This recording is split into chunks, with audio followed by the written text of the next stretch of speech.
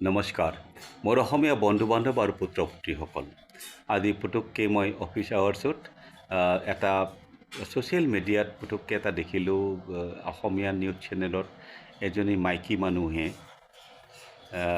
সেই মাইকী মানুহজনীৰ বিষয়ে মই আগতে কৈ লওঁ। তেখেত এজনী অজ্ঞানী, সংস্কাৰৰ পৰা দূৰত থকা আৰু এজনী চৰিত্ৰহীন মাইকী মানুহ। মই কিয় চৰিত্ৰহীন কৈছোঁ তাৰ ক'ম।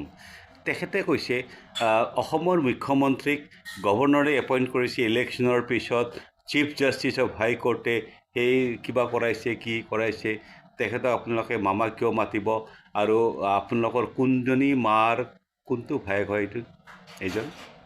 ঐ অসভ্য নাৰী, অজ্ঞানী নাৰী। পৃথিৱীত প্ৰতিটো প্ৰাণীৰে মাক এজনীয়ে হয়, 1 নম্বৰ।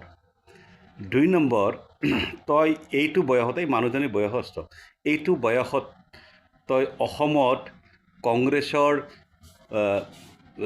দেট স্প'ক্স পাৰ্চন চিনেটৰ জেগা ল'ব খুজিছ নেকি অভদ্ৰামী কৰিবলৈ? তই কি ক'লি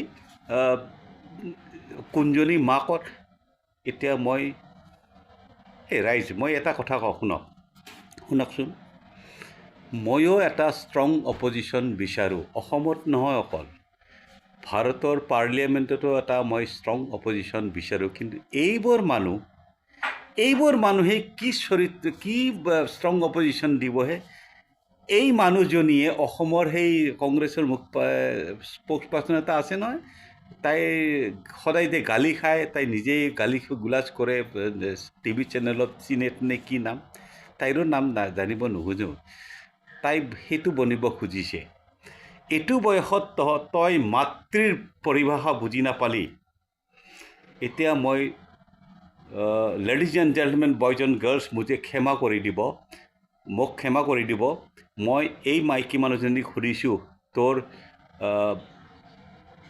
এই লেতেৰা পুত্ৰী কোনোবা পিতৃৰ, তোৰ কেইজন পিতৃ আছে?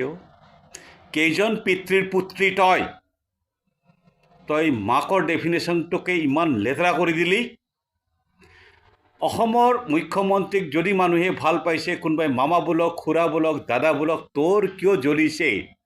ইমান লেতেৰা তই কিমান নামিবি তই?